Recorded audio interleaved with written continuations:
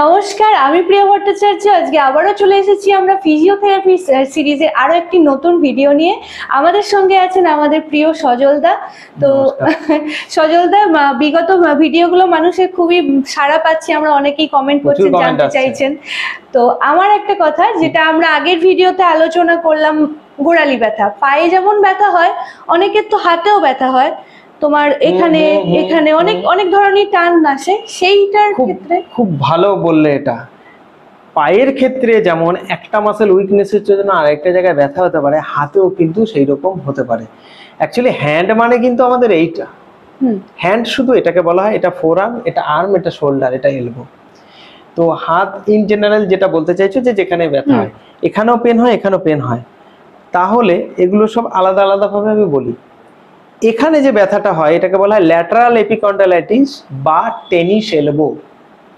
এটাও কিন্তু খুব মজার ব্যাপার যে এখানকার কারণেই হতে পারে, বা তার চোট লাগার কারণে হতে পারে, বা যেটা চোট বলতে আমি ট্রমা বা আঘাতের কথা বলছি, সেটা ছাড়াও এমনি থেকেও হতে পারে।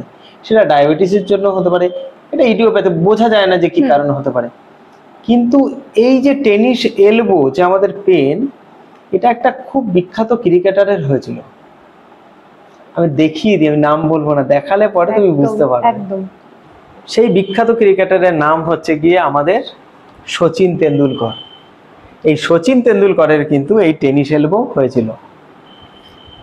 এখন আমি অন্য আরেকটা পিকচার দেখিয়ে আপনাদেরকে বোঝাচ্ছি যে এই ল্যাটারাল এপিকন্ডাইলাইটিস কিভাবে হচ্ছে। আচ্ছা, এই কোনোয়ের ব্যথা বা টেনিস এলবো আমাদের দেখুন ল্যাটারাল এপিকন্ডাইলাইটিস বলা হয়, এখান থেকে কিন্তু পেনটা অরিজিন হয়। এই যে বুঝতেই পাচ্ছেন, ঠিক এই জায়গাটায় পেনটা হয়।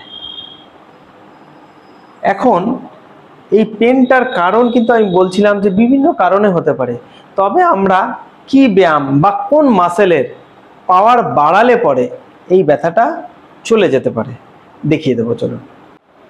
তো এই ব্যথা থেকে রিলিফ পাওয়ার জন্য দাদা আমাদের একটা ব্যায়াম দেখাতে চলেছে, কিন্তু সেই ব্যায়ামটা দেখার আগে আমার একটা প্রশ্ন মনের মধ্যে জাগলো। সেটা হলো, দাদা এত বড় একজন খেলোয়াড়, আমি তো যতদূর জানি খেলোয়াড়রা বেশি ফিটনেসের মধ্যে থাকেন, তো তাদের মানে তাদেরও এই ধরনের ব্যথা হচ্ছে কেন? মানে এটা হওয়ার কারণটা কি? গত ভিডিওতে যেটা বলছিলাম যে কোমরের ব্যথার জন্য বা গ্লুটিয়াস মাসেলের উইকনেসের জন্য গোড়ালিতে ব্যথা হচ্ছে।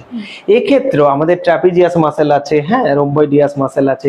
এই মাসেলগুলো যদি উইকনেস হয় তাহলে কিন্তু এটার ওভার অ্যাক্টিভ হয় এক্সটেনশন গ্রুপটা। আমাদের মেন কাজ হচ্ছে ওভার অ্যাক্টিভ আটকানো। অর্থাৎ আমি একটা জুতো পরেছি, হাঁটছি, বারবার বারবার ঘষা লাগছে, জায়গাটা ফোসকা পড়ছে, এটা ওভার অ্যাক্টিভ হচ্ছে। নর্মাল যতটা কাজ করা তার থেকে বেশি কাজ করছে, সেই কারণে কিন্তু আমাদের পেন হচ্ছে। গোড়ালিতে যেমন হচ্ছিল এখানেও সেরকম হচ্ছে। সিমিলার আরেকটা কিন্তু বলা হয় টেনিস এলবোর সাথে অনেকে ডিকোয়ারভান সিনড্রোম, ডিকিউ সিনড্রোম। সেটাও কিন্তু স্পেসিফিক কিছু মাসেল আছে, সেই মাসেলগুলো যদি আমরা পাওয়ার বাড়াতে পারি তাহলে কিন্তু এই ব্যথা কমে যাবে। তবে আমরা মেনলি ধরে নেব যে ট্র্যাপিজিয়াস মাসেলের আর রোম্বয়েডিয়াস মাসেল বা অ্যাক্সেসরি যে মাসেলগুলো আছে সাবস্ক্যাপুলারি, সেগুলো বাড়ালে।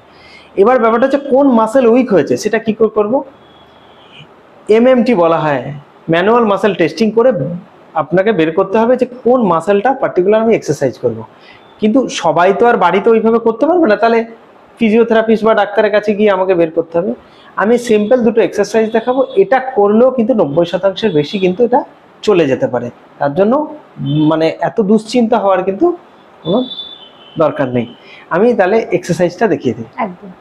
তাহলে প্রিয়া আছে, ওর উপরই আমি ব্যায়ামগুলো দেখিয়ে দিচ্ছি, চলো ঘুরে যাও। আচ্ছা, এটা করতে গেলে দুজন কিন্তু লাগবে, হ্যাঁ, সুবিধে। এবার এইভাবে থেকে আমরা পেছন দিকে হাতটা তুলবো, তোলার পর আমি এটা বাইরের দিকে নিয়ে যাওয়ার চেষ্টা করব, ভেতর দিকে নেবে। এই জাস্ট চাপ দিচ্ছি, 10 সেকেন্ড হোল্ড করব, ছেড়ে দেবো। এটা একবার। রেস্টটাও আবার 10 সেকেন্ডই হবে, এগেইন আবার করবে। এইভাবে 10 থেকে 12 বার করবে। দুটো সেট করলেই হবে, সারাদিনে 2 থেকে 3 বার। এটা গেল এভাবে। যদি এভাবে অসুবিধা হয় তাহলে এলবোটা ফ্লেক্স করে নেবে এইরকম দিয়ে, আমি এইখান থেকে চাপ দেব, পেছন দিকে নেবে, 10 সেকেন্ড হোল্ড করবে, ছেড়ে দেবে একবার। এভাবেই করলেই কিন্তু এটা হবে। এটা গেল একটা এক্সারসাইজ। চলুন আরেকটা এক্সারসাইজ দেখাবো।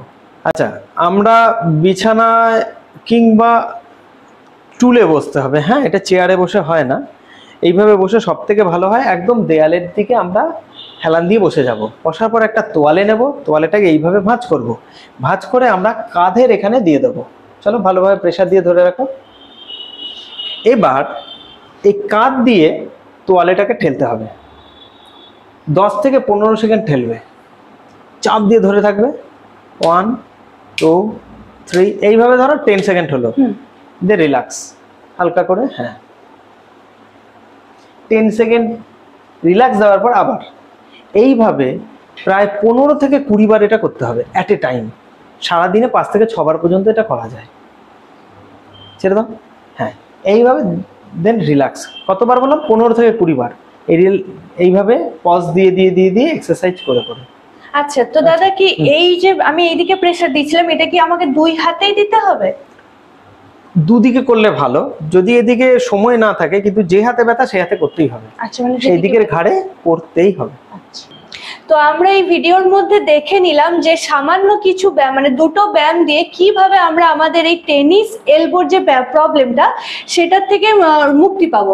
তো এটা আমরা দেখে নিলাম সজলদার কাছ থেকেই। তো আপনাদের যদি এই সংক্রান্ত আরো কিছু জানার থাকে, অবশ্যই সেটা কমেন্ট বক্সে লিখে জানাবেন, সজলদা সেগুলোর উত্তর দেওয়ার চেষ্টা করবেন অবশ্যই। তো আজকের ভিডিও আমরা এখানেই শেষ করছি, দেখা হবে খুব তাড়াতাড়ি পরবর্তী আরো একটি নতুন ভিডিওতে।